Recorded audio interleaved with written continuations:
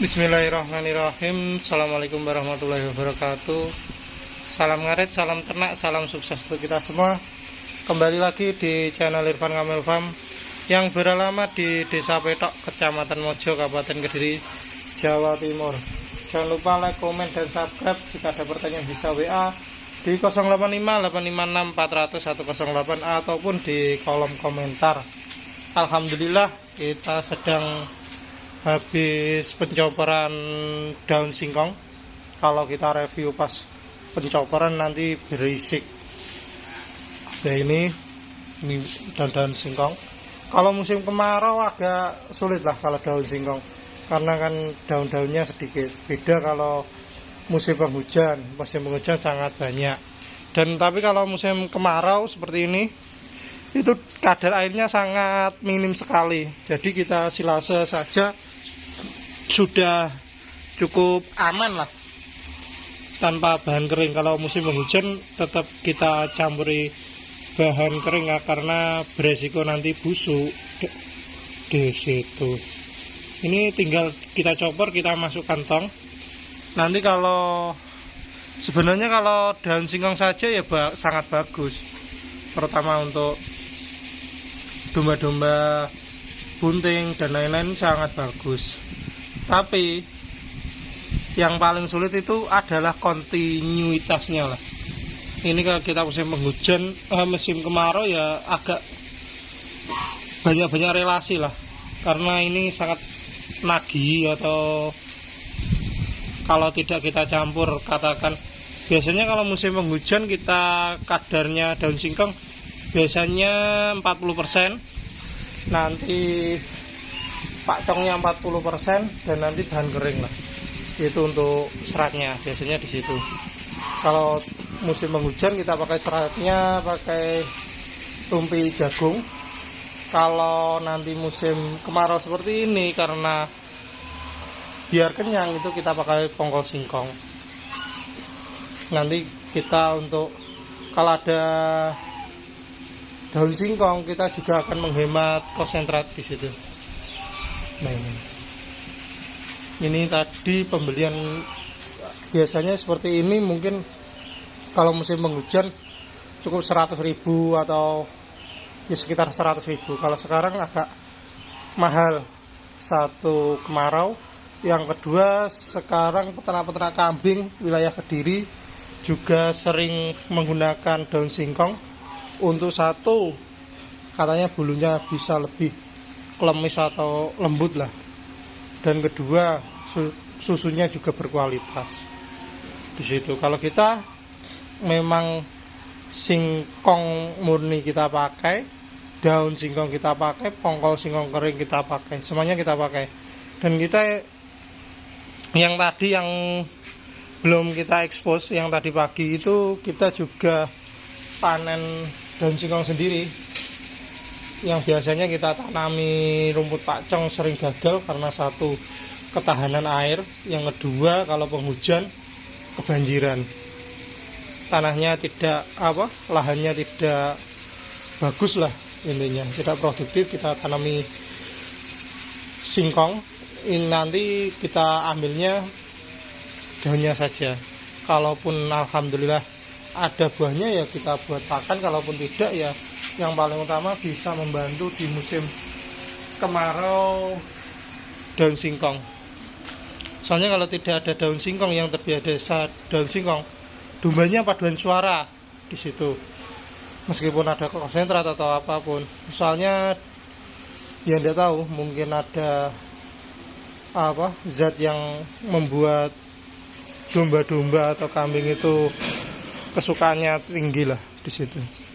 Ini kita juga, kalau kita sendiri kalau tidak punya lahan, sebenarnya ingin katakan daun singkong karet, Indogovera, Gamal, Kaliandra, itu sebenarnya ingin menanam seperti itu. Tapi karena kita lahannya masih sewa, mending kita tanami rumput pakcong, ataupun mungkin akan kita uji coba sorghum. Nanti bagaimana, ada sisa atau tidak, atau dan lain-lain lah. Nanti kalaupun sorghum tidak layak mungkin akan kita rombak nanti, mungkin biovitas atau apalah. Yang paling utama di situ. Ini tinggal dimasukkan, mungkin 2-3 hari kita campur dengan pakcong, lalu kita campur konsentrat, siap disajikan. Biasanya kalau dulu kita silasenya kita campur pas waktu pemberian konsentratnya langsung, karena biar memudahkan pemberian dan efisiensi memberikan pakan, biasanya kita campur setelah pembuatan silase. Sebenarnya kalau kita langsung kita campur antara pencoporannya rumput sama daun singkong, sebenarnya lebih mudah, tapi kan terkadang panennya rumput dan panennya daun singkong itu tidak berbarengan, jadi kita silasenya kita sendirikan. Tapi kalau rumput pakcong tetap kita fermentasi, kita tambah bahan kering, karena kadar airnya juga tinggi kalau rumput di situ. Ini kita juga lahan-lahan yang katakan samping-samping lahan itu ya kita manfaatkan lah untuk daun singkong. Kita tanami singkong, nanti ya kita ambil daun singkongnya. Kalau choppernya nanti kita lihat di sana. Nah, ini yang chopper yang kita buat seperti ini, yang kita pakai lah. Kalau yang dari samping itu kalau kita buat pencoporan daun singkong itu sangat kurang pas, karena kita harus memegangi. Kalau ini kan langsung dari sini langsung masuk, juga ada membuat rajangannya atau cacannya lebih seragam lah, yang paling utama di situ. Dulu kita juga pernah pakai yang seperti ini, tapi ini kita beda pabrikan lah. Yang dulu yang kita dari samping, yang multifungsi, kita buat pencoporan kompos di situ. Ini kita juga lebih efisien kalau yang model seperti ini. Sebenarnya kalau kita pribadi lebih suka yang seperti ini, yang intinya yang cepat lah. Dan nanti mungkin kalau kita buat daun singkong, mungkin rantainya yang kita buat modifikasi lah di situ, biar batang-batang yang agak besar keras itu tetap bisa maksimal. Ini choppernya kita. Nah, ini di lahan sempit juga kita tanami daun singkong, karena ya kalau kita mengandalkan dari kiriman itu juga terbatas, jadi kita juga menanam sendiri. Ini tidak diambil buahnya, yang paling utama kita ambil daunnya. Dan ini tanpa rabuk kimia juga, kita mengandalkan debunya serintil itu. Kita produksi pengolahan kompos, kan ada debu-debunya yang ringan, itu kita taruh di samping-sampingnya, segitu. Ini efek pupuk organik juga ini. Ya, ini daun singkong. Kalau kita tidak menanam seperti ini, nanti dombanya ya sering teriak. Minimal kita nanti dalam seratnya itu antara 5-10% di musim kemarau itu tetap ada daun singkongnya. Karena itu daun turi juga kita tanam. Intinya ramban tetap sebenarnya sangat bagus dan berkualitas untuk ternak, dibanding hanya katakan kita mengandalkan rumput pakcong, pohon jagung, dan mungkin tambahan konsentrat. Sebaiknya ya tetap pakan ternak itu tetap ada rambannya. Kalau kita ramban kayak itu daun-daun randu, melandingan, itu ya kalah dengan peternak-peternak kambing Jawa. Jadi kita siasatnya menanam sendiri daun singkong, karena kalau daun singkong jarang sekali diambil orang.